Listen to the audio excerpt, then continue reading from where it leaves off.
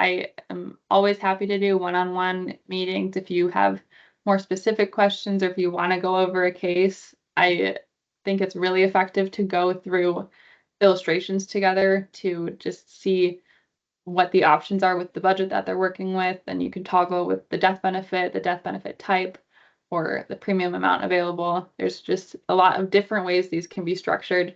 So it really is a case-by-case basis and valuable to go through them one-on-one. Any questions? Thanks, Anna, so much. So we're Yeah. going to open it up to Q&A right now. I know me personally, I have a lot of questions. So I'm going to consider these like conversational lead-in questions because, I'm always interested in, getting that first lead, particularly like if I'm new to selling key person coverage. And, like I'm starting to realize, oh, wow, there's such a big opportunity here. So my first question is, how do I even begin identifying who in my network or book of business might need key person insurance? Yeah, first it's identifying who is the business owner. That's the basic first step. And then after that, it's important to determine where their priorities are at. So our plans fall under business protection, the owner protection, and then if they need retention and retirement plans or other types of plans. So we want to get their first priority done first. There's no right order to do these plans in, but you want to figure out that this is their priority. And more often than not, key person is the first thing that they're looking to do because you want to focus on protection of the business before you're focusing on incentivizing your employees. So oftentimes they're going to want the key person insurance. They might not come asking for it, but it is the most popular one once it's explained of how it works and the benefits of it. And a follow-up to that, are there any specific types of businesses or industries that are easier to approach or more likely to just say yes to this kind of coverage? Yeah, I think it's the white collar industries are the ones that are most likely to do this kind of coverage. So that could be if it's like a law office, CPAs, sales positions where it's highly educated people that have a specific skill set and are critical to getting the job done. And do you have any tips or scripts for how to start that first conversation?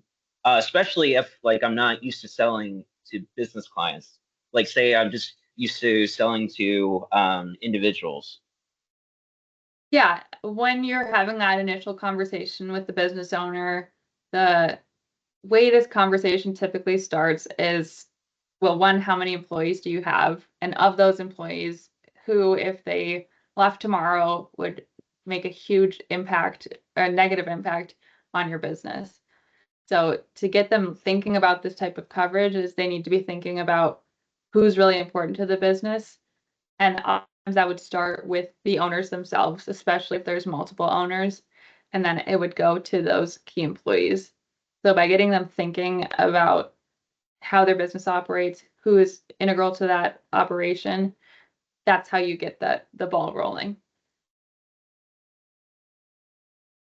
So another question I have is, so based on this, like I want to get in front of more business owners. So what's one thing that I can do this week to start finding leads for this? Yeah, the owners that are in your book already, we have a like business owner priorities checklist. I think I had sent that out already to help them start thinking about these kinds of plans.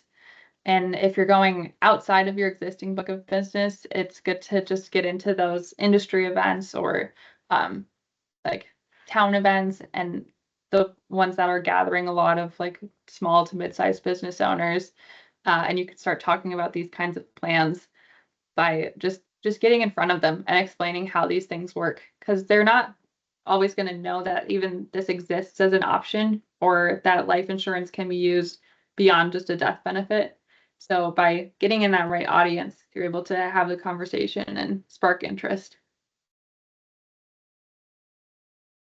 Doesn't look like there are any other questions. So if anyone has any questions, how can they get in touch with you? Yeah, you can share my contact information or I can share it with everybody. But feel free to reach out, give me a call. We can set up a meeting. I'm totally available to do these kinds of things, whether that is just educating you as the agent on how to present to the client, or if you do have a specific client case, just to talk through ideas of how to structure it, or meeting. I can come onto the client call with you and the client all together. All right. Well, thank you so much, Anna. This has been great. And thank you all for joining. So I'm at this point, we're going to end the event. Again, thank you all so much for joining. And thank Thank you, you. Anna. Yeah, have a good one. Bye, everyone.